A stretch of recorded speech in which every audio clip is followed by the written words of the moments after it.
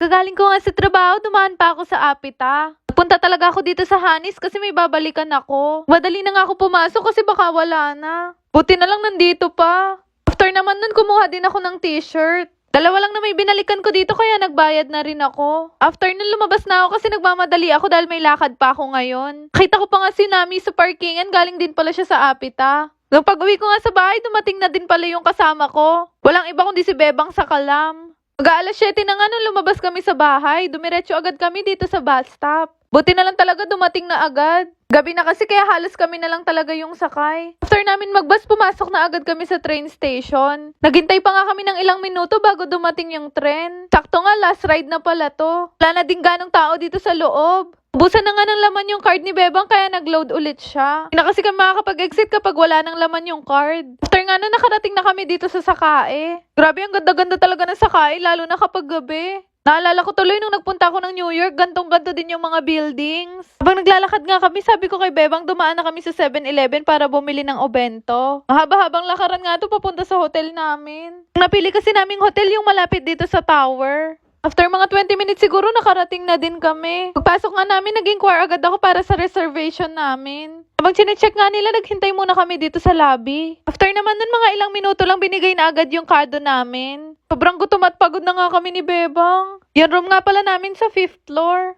Pasok nga namin, binabalang namin yung mga gamit namin tapos lumabas ulit kami para mag-init ng pagkain. Nasa 1st floor pala kasi yung oven nila. Libre din ng mga ice dito kaya kumuha na rin kami ni Bebang. Bang iniinit nga namin yung food namin, nagbasa-basa kineme muna ako dito. Ang dami ko nga natutunan sa 2 minutes. Tumunog na yung oven, kinuha na agad namin yung mga pagkain namin. Tapos umakyat na ulit kami sa taas. Pagbalik nga namin sa kwarto, tsaka pa lang kami nagtanggal ng sapatos at medyas. Kita ko na rin pala sa inyo kung ano yung itsura ng hotel namin.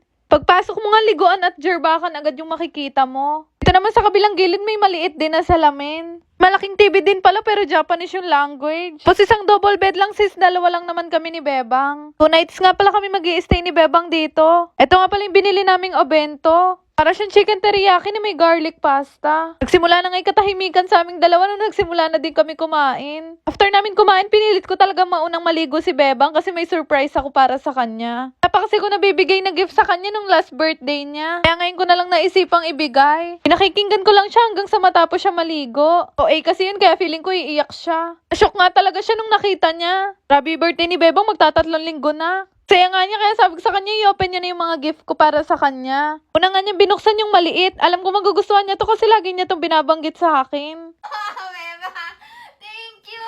Ala, gusto ko. Happy birthday. Pangalawa naman, alam ko lalo niya to magugustuhan kasi lagi niya to binabalikan sa Hanis. Sino yung gusto mo?